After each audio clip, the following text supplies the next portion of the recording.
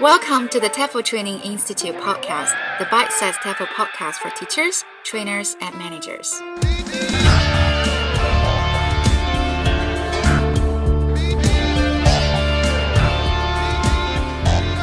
Hi everyone. Hello everyone. Today we've got our special guest, Davila. Davila. Hi guys. Awesome to have you on. Welcome to Beijing. Glad to be here in the great Beijing. Ray, do you want to tell us about yourself a little bit? I have been working in ESL for the past 5 years and currently working as a teacher trainer with you, Tracy. And you used to be in, was it Costa Rica before? You were in China? Yeah. So I was working with high school students, teaching them English so that they could go to other companies and work in a bilingual setting. So today with Ray, we're going to be talking about lesson planning. And we've got 3 questions. The first question is... what to put in your plan? And the second one, and how to plan under pressure. And the third one... how can you make sure your lesson goes according to plan?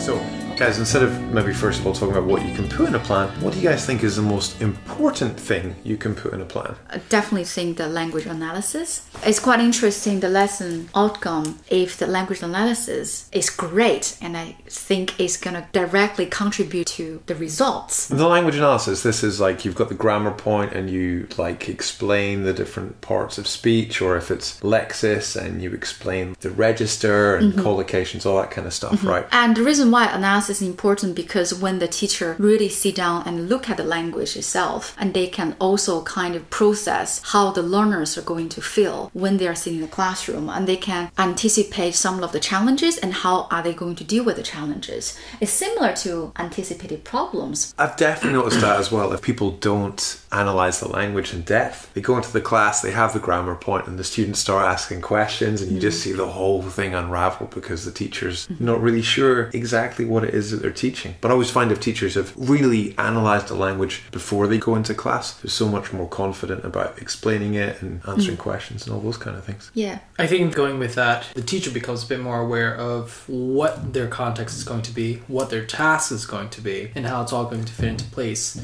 I'm glad you mentioned context, because that's another super important thing, right? You can stick it in plan, isn't it? Yeah, and there are so many different areas actually you can talk about context. I think number one, lesson objectives. So usually in the objective, you should have the context and you should sort of have the task that you expect students to do at the end, and also have the sample language that you want them to be able to produce from the overall lesson objective. From the big 1 or 2 sentences, we should be able to find all the information. Otherwise, it's just teaching the language without any situations around it. I think the other thing to probably put in there is the anticipated behavior of the students. More so than the behavior of the teachers. So stop thinking about what you're going to do and what you expect your students to actually be doing in their lesson. I'd like to include board work. Now, a lot of teachers, they're using interactive whiteboards or touch screen. It seems that, okay, just randomly we can put stuff on the TV or screen. But I still think it's important to have a really organized board work for teachers. So what are some things you might plan for your board work then? Like different sections or where you write different things, or what would you put? At least that you should have some kind of plan what it's going to be like at the end of the class. For example, you might want to introduce, 4 different utterances. You don't have to include all of them, but at least when you try to highlight to clarify the meaning or the forms or whatever, you know where the students can find the information. For example, you may elicit from students at the beginning of class, so you probably want to refer back to the information later. You know what I mean? If you have never got a plan, you might forget to write something on the board. Exactly. And then they can't refer back to the board. Yeah. And to be honest, another thing is, even for experienced teachers, we might not be 100% confident about spelling. So I think it's a really good way for us to do self-check. Following on from that, another really useful tool, I think, for lesson planning is using a corpus, like putting whatever target language into a corpus and seeing what common collocations there are. Actually incorporating IPA into your lesson plan as well. If you have Lexis or if you have target language that you are going to be using, using throughout the class, get all the IPA done, put it into your lesson plan, and if you need it to write on the board, then you're a little bit more certain as to what you're going to do or what you're going to write on there, and you're not going to just be guessing. Yeah, it's going to give you so much more confidence, isn't it? If someone asks you a question about how you say it, or a student's got a problem pronouncing something, you can just pick up your notes and take a look, right? Yeah, I think overall we talk about one of the biggest reasons why lesson plan is important, because it makes teacher feel more confident. You know what you're talking about, you know your subject knowledge, you know you won't feel embarrassed when students ask you a question, awkward moment. And even, of course, we can react to it, but the better you prepared, you know, the students would appreciate it and also respect you more.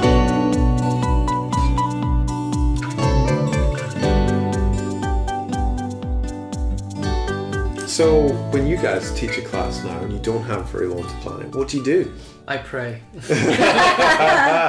I'll tell you what I do. I always try and have the aim. I try and outline like my main stages with rough notes, and then I also try and add in like one or two alternatives and extensions just in case I'm running short on time and in case I've got a lot of time left over at the end, because those are always my two biggest nightmares. I think that one of the things that I'll do, try to get a little bit more information about the learners themselves, about something that they're really interested in. And I feel like that really helps with just the overall content of the lesson itself. I'm going to think about what is something that everyone's going to be interested in and that they're definitely going to want to learn. And I think that's the thing that takes the most time sometimes for people to really plan a lesson under pressure. So like, what am I going to teach? Just making that first decision about like, what is the actual class going to be about? Right, yeah. It's almost like the difference between management and leadership. Management is doing things right and leadership's doing the right things. It's almost like when you plan, like the first step is you have to plan on the right thing to teach. And then when you actually start fleshing out your plans, that's how to do things right in class. Right. I know for me, what I always think about when I'm planning the main task of the lesson, and it's three things. So it's always the context. So what's the situation or the scenario the students are in? The task. So what are the outcomes and the roles and everything the students are going to take? And then finally, what's the language that students are going to need to do that? And I find that's quite a iterative process going between those. Often I think when teachers make a bad job of planning is when they just think of the language and then they think of the task and then they think of the context, and they turn what should be a circular or an iterative process into a linear process, and then you end up often with something that doesn't quite fit. You are talking about what should be in the class, and I usually think about, you know, something related to what Ray said and something interests the students. I would make notes where I should have a small joke, or we should laugh, we should have a little bit banter. You know really? What I mean? You plan that? Yeah, I will have a smelly face next week. I'm gonna use this story because I know under pressure. You're not funny? I just feel like there's always gonna be something going wrong a little bit, and it's all based on how you're gonna react to it and deal with it on the spot. It's quite difficult to plan. Having some kind of fun element throughout the class, and it would make the situation much easier. When now we look at a lot of observation forms, either for assessment or for teacher development, learning environment is always kind of on the top of the list. I think at the end, you want your students to enjoy their experience.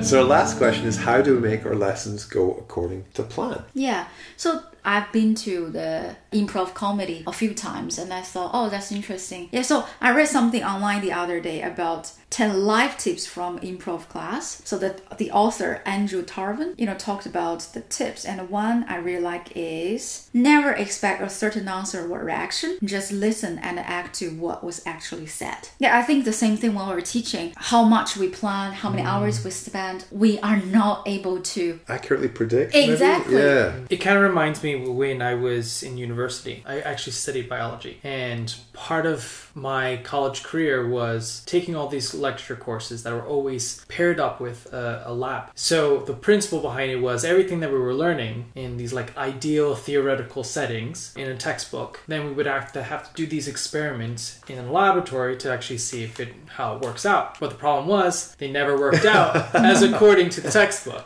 Wow. And the reason for that was because all of these theories were based off of a lot of controlled settings. And so in a practical setting, in a real world scenario, nothing ever really goes according to plan. Something, whether it's the temperature is not quite right or the concentration is not quite right, you're going to end up with an explosion. Wow. A big bang. That being said, it's the same thing with teaching. I think that what we're learning in books is great because I think that the input that we get from people with a lot of experience, knowledge, really does help us prepare for being in the lab, the classroom. But actually being in the classroom, like Tracy said, you need to be a bit more reactive and ready to take on what may come that is not in the textbook. One of the biggest things for me in preparing for that is anticipating all the challenges that might occur before the lesson actually happens. It reminds me a little bit of, I think Don Freeman says this somewhere, that processes that involve humans rarely go according to plan.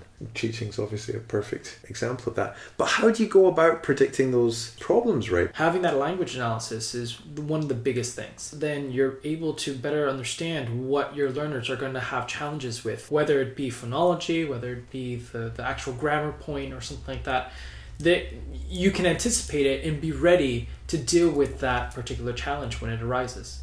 I think for me, talking it through with someone, I find is often a great way of figuring out which bits aren't going to work. And often it's not the person I'm talking to that tells me that's not going to work. I'm talking it through and going, actually, that doesn't make any sense. Why am I doing like that? Well, it's only when you explain it to someone else it kind of becomes more obvious to you. Okay. Yeah. So, the famous adage, right? Teach the students, don't teach the plan. When you guys are actually teaching a class or running a training session, how much do you refer to your plan? Again, it's about live interaction that you have with someone. You have this lesson plan and it might work in this particular setting with these particular trainees or students. It might not work with another group of students or teachers. So one thing that I've always thought was really handy is to incorporate flexi stages. Flexi stages are so great to put it inside your lesson plan because if you found that your students are having a lot of challenges with the lesson, then take them out. Yeah, right. But if you found that it's easy for them and they want something even more challenging, then stick them in. I often find that if I don't look at a plan enough, I finish the class and I go, oh no, I forgot to do this bit. It'd be like, oh, I forgot to get them to reflect, or I forgot to get them to use this material. So I actually find that it is quite useful to kind of look at your plan every 5 or 10 minutes in the class and just check that you've not majorly missed anything out when you're kind of in the flow. But at the same time, you don't feel that you're too restricted by what you've got on the page. What I used to do is I put the keywords in the corner of the whiteboard and just remind myself, because I don't really like reading something when I'm teaching, because somehow still it's going to be perceived the teacher is not really confident, knows what he or she is doing. So I have the keywords and I know the segue or the transition.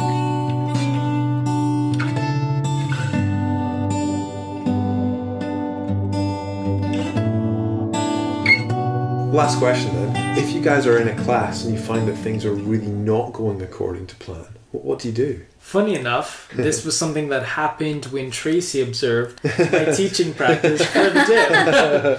In this lesson, I had this cool activity that I was going to use to practice the pronunciation of the target language. I literally gave the instructions for the activity, and right after I did it, I looked at the time, I looked at my lesson plan, I realized that I wasn't going to have enough time for the practice and the free practice. So I just stopped and I go, okay guys, you know what? You can practice this after class. I think the reason for that was I had to assess at that moment right there and then and go, what is the most important thing I need them to know and have so that they can finish this lesson having learned something. Jessica Keller, who's been on the podcast a couple of times, told me like her analogy for this was, imagine you're on a sinking ship and you've got all this luggage. What's the most single important piece of luggage that you don't want to throw off the sinking ship? What's going to help you survive? So it's the same for the students. You're running out of time in the class. What are all the different activities and tasks and explanations that you can throw overboard so you keep the most important thing? Bye everyone. Bye.